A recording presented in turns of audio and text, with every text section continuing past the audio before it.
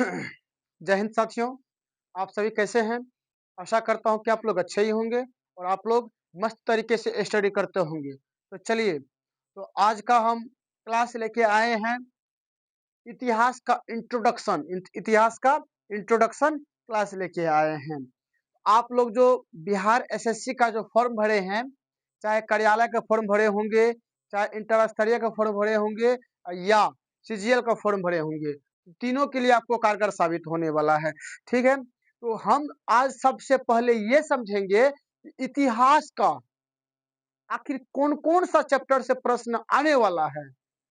तो उसी को लेकर के आज जो है हम इंट्रोडक्शन क्लास पहले आप लोगों के बीच हम रख रहे हैं कि इंट्रोडक्शन में हम क्या क्या हम बोल रहे हैं उसको आपको समझना है और क्या क्या पढ़ाएंगे, ये सब सारी बातें जो है ना इसी क्लास में होने वाला है। तो आप लोग ध्यान से सुनिएगा। तो देखिए, इतिहास का आज इंट्रोडक्शन क्लास है, तो हम लोग इसमें जो भारत के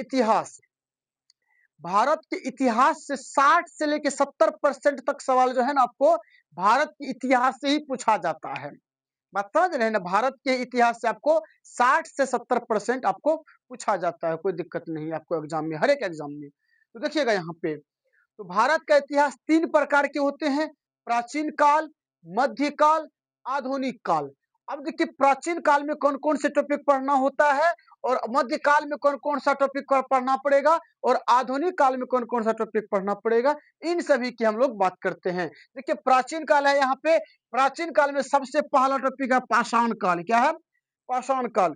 ये सब पढ़ने में बहुत ही मजा आएगा। जब पढ़ना शुरू करेंगे ना, उसके बाद पता चलेगा कि कितना मजा आता है पढ़ने में। ठीक है, पाषाण काल, सिंधु सरस्वती सभ्यता, वैदिक सभ्यता, महाजनपद काल, बौद्ध एवं जैन धर्म, मगध साम्राज्य, है ना, यानी प्रारंभिक राजवंश। इसमें जो है ना हर्यक वंश, शिशुनाग वंश, नंद वंश, मौर्य वंश, गुप्त वंश, मौर्योत्तर काल, गुप्तोत्तर काल, ये सब सारी टॉपिक जो है ना आपको प्राचीन काल के अंतर्गत आ जाते हैं। अब समझते हैं मध्यकाल।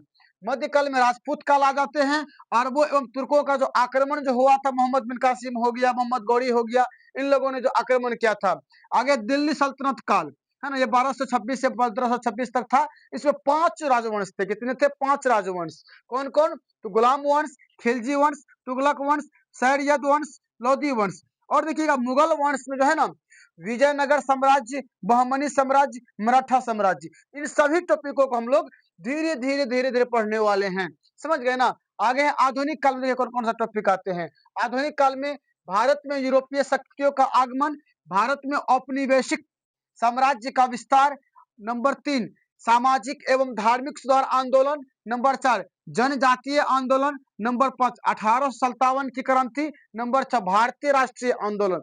लास्ट में क्या हुआ? भारतीय राष्ट्रीय आंदोलन हुआ और मेरे देश को आजादी मिल गई, यानी हम सभी को 1947 में देश क्या हो गया?